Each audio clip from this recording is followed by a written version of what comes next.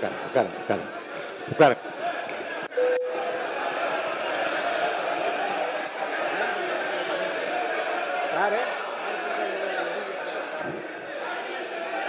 உட்காருங்க.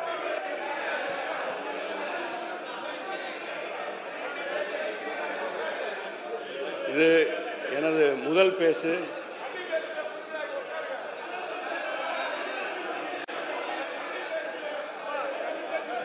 உட்காருங்க எல்லாம் உட்காருங்க. உட்காருங்க. இல்லை கன்னி பேச்சாக தான் அது கண்ணியத்தோடு இருக்க வேண்டும். அது என்ன இல்லைங்க. உட்காருங்க உட்காருங்க. என்னை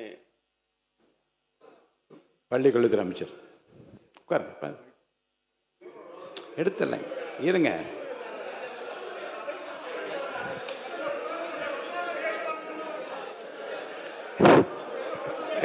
மாண்புமிகு பேரவைத் தலைவர் அவர்களே, எதிர்கட்சி தோழர்களுக்கு ஒன்று சொல்லுகிறேன். அவர் கன்னி பேச்சை இப்போது பேசுகிறார். சூலூர் சட்டமன்ற உறுப்பினர். அவர் பேச்சில் ஆட்சேபனை இருந்தால் பேரவைத் தலைவர் அவர்கள் அதை ஆய்வுக்குட்படுத்தி பின்னர் பேரவைத் தலைவர் ஒரு நல்ல முடிவை தெரிவிக்கப் போகிறார். இது உங்களுக்கும் தெரியும். வார்த்தை அவர் இருங்க. உட்காருங்க. அவர் பேசிய அந்த சொற்றொடர் மட்டும் நீக்கப்படுகிறது. தொடர்ந்து பேசுங்க. உட்காருங்க. தொடர்ந்து பேசுங்க. நீக்கியாச்சு. உட்காருங்க. அங்கிருந்து பேசாதீங்க. கை நீட்டி பேசாதீங்க. உட்காருங்க. தயவுசெய்து உட்காருங்க. மாண்பு உறுப்பினர்.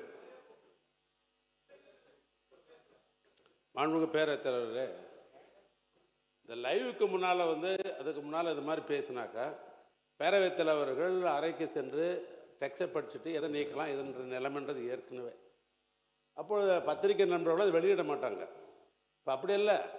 இப்போ உங்களுடைய கட்டுப்பாட்டில் இது லைவில் போகுது. எல்லாமே உடனுக்குடன் அப்பயே தீர்வு கண்டால்தான் இதற்கு ஒரு முடிவு வரும் மொழியை நீங்கள் பின்னாலன்ற முறை கொஞ்சம் மாற்றிக்கணும். நான் உங்களை ஆர்டர் போடுறதுக்கு எனக்கு அதிகாரம் இல்லை.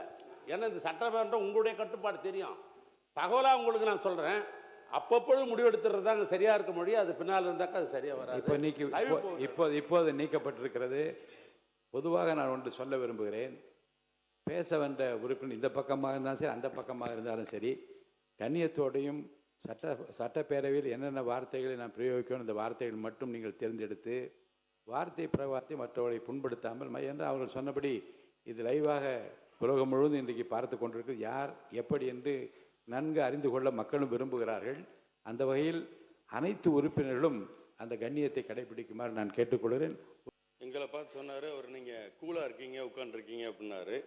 எங்கள் மடியில் கனமில்லை, வழியில் பயமில்லை என்பதற்கேற்ப நாங்கள் மிகவும் கூலாக தான் இருக்கோம். இன்றைக்கி மட்டும் இல்லை, இந்த 5 வருஷம் போய் மக்களை அடுத்த 5 வருஷம் தேர்தலை சந்திக்கும் போது நாங்கள் கூலாக தான் இருப்போங்கிறத தெரிவிச்சுக்கிறோம். மற்ற எதிர்கட்சி தலைவர். பேரவைத் தலைவர் அவர்களே, நேற்று எங்களுடைய முன்னாள் அமைச்சர் பேசும்போது சொன்னார், கடந்த 5 வருடங்களாக தினமும் டென்ஷன் எங்களுக்கு என்று. அதை ரிப்ளை செய்யும்போது நம்முடைய நீர்வளத்துறை அமைச்சர்களும் அதே சொல்லியிருக்கிறார். நாங்களும் தினமும் நிம்மதியாக எங்களும் தங்களால் தூங்க முடியல, தினமும் எங்களுக்கும் நிமிஷம் டென்ஷனாக இருக்கிறோம் என்று அவரும் சொல்லியிருக்கிறார். மீண்டும் அதை திருப்பி சொல்ல வேண்டாம் என்று கேட்டுக்கொள்கிறேன். ஏனென்றால் உங்களுக்கும் சிபிஐ வழக்கு இருக்கிறது, உங்களுக்கும் இன்கம் டேக்ஸ் வழக்குகள் எல்லாம் தொடர்ந்து உங்களுக்கும் இருக்கின்றது. மாண்புமிகு எதிர்கட்சி தலைவர் அவர்களுக்கு நான் தெரிவித்துக் கொள்வதெல்லாம், சிபிஐ வழக்கு இருக்குதுன்றதெல்லாம் கரெக்டு தான். எங்களுடைய டென்ஷன், எங்களுடைய முதல்வர் தொகுதியில் என்ன பிரச்சனை, மக்கள் பிரச்சனை இருக்குது, அது உடனுக்குடன் பார்க்கறியான்னு கேட்டாருன்றதுக்கோசம்தான் நான் உங்களுக்கு அப்படி சொன்னனே ஒழிய, நான் வேற எந்த அர்த்தத்துலேயும் நாங்கள் எங்களை பயமுறுத்தியோ டென்ஷன் படுத்தியோ இல்லை. அவர் முதல்லாம் பார்த்தீங்கன்னா எங்கள் சட்டமன்ற உறுப்பினர்லாம் எப்போ எங்களுடைய தலைவர் பேசுவார்னு நினச்சிருந்தாங்க. இப்போ ஃபோன் வந்தாலே பயம் இருக்குது. ஏதாவது தொகுதியில் ஒரு சின்ன விஷயமா இருந்தால் கூட அதை ஏன் உடனே செய்யலன்னு கேட்கக்கூடியவர் தான் எங்கள் முதல்வர் என்பது தெரிவிச்சு. உட்காருங்க. மாண்பு எதிர்கட்சி தலைவர் சொல்லி முடிச்சிடும். நீங்கள் சொல்லுங்கள், உங்கள் கருத்தை சொல்லுங்கள். பேரவைத் தலைவர்களே, எங்களுடைய சட்டமன்ற உறுப்பினர் முன்னாள் அமைச்சர் அவர்களும் அதே எண்ணத்தோடு தான் பேசினார். அவர் ஒரு மூத்த அமைச்சராக இருக்கக்கூடியவர், வேளாண்மை துறை அமைச்சராக இருந்தவர். எங்களுடைய முதலமைச்சர் அவர்கள் அன்றைக்கு தினமும் தினசரி பேப்பரில் பார்த்து, செய்திகளில் பார்த்து, அந்த துறை சம்பந்தமாக ஏதாவது செய்திகள் வந்திருக்கிறதா, அதை உடனடியாக நிவர்த்தி செய்யுங்கள் என்றதுதான், அந்த எண்ணத்தில் தான் எங்களுடைய சட்டமன்ற உறுப்பினரும் பேசினார். நேற்று மற்றொரு முன்னாள் அமைச்சர் பேசும்போது சொன்னார், எங்கள் முன்னாள் முதல்வர் எங்கும் இருக்கிறார், எல்லா திட்டங்களும் இருக்கிறார், நீக்கமர நிறைந்திருக்கிறார், எல்லா இடத்துலையுமே இருக்காருன்னு சொல்லி பேசினார். அது ரொம்ப சந்தோஷம். ஆனால் மக்கள் மனதில் இல்லை. மக்கள் மனதில் இருந்தால் மட்டும்தான் இந்த சட்டமன்றத்துக்குள்ளே வர முடியுங்கிறது உங்களுக்கும் தெரியும், எங்களுக்கும் தெரியும். அதனால் மக்கள் மனதில் இடம்பெற்றிருந்தால் இந்த பிரச்சனையே வந்திருக்காது. இங்கே வந்து உட்கார்ந்துருக்கலாம். நீ குறுக்க பேசாதீங்க. மாண்பு உறுப்பினர்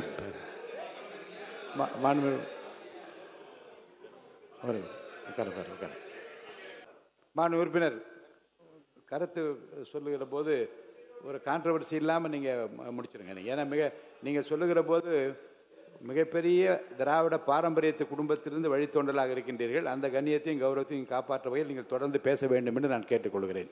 இல்லை, இப்போ ஒருத்தர் அங்கே பின்னாலன்னு சொன்னாங்க, நீ எங்கே? அதில் முன்னாடிலாம் வேண்டாம், என்னை பார்த்து எனக்கு நீங்கள் பதில் சொல்லுங்கள், தொடர்ந்து பேசுங்க. இல்லை, நான் இருந்த திமுக தான் இல்லைன்னு நான் சொல்லலை.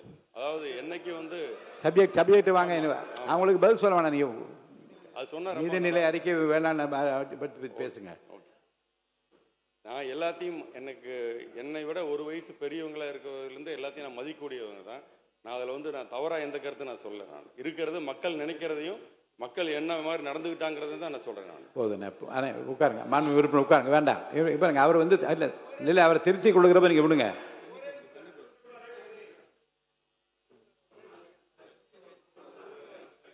கொடுங்க. உறுப்பினர் அவர்கள் சொன்னார், கடந்த கால ஆட்சியினுடைய முதல்வர் மக்கள் மனதிலே இல்லை என்றெல்லாம் சொன்னார். நீங்கள் வாங்கினது 108, எதிரில் இருக்கிற உங்களோட அதிகமாக வாங்கியிருக்காங்க. தனித்தனியாக பிரிஞ்சிருக்கே தவிர உங்களோட அதிகமான வாக்குகளை பெற்று தான் நீங்கள் வந்திருக்கிறார்கள். எனவே நீங்கள் அதிமுக நான் 79 72 இடங்கள் இருக்கிறது. அவை முன்னவர் அவை 70 இருங்க, ஒரு நிமிஷம் நான் சொல்லிடுறேன், நீங்கள் சொல்லுங்கள்.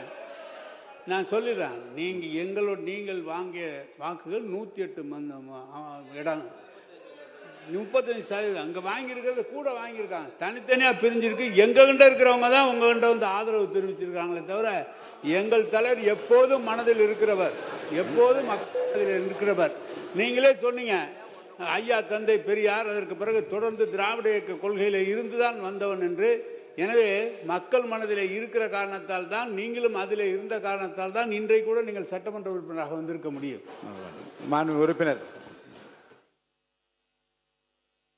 அங்கே விசில் சின்னத்துக்கு மட்டுமே எல்லா தொகுதியிலும் ஓட்டு கேட்டு வந்திருக்கு. அவை முன்னவர் ஒரு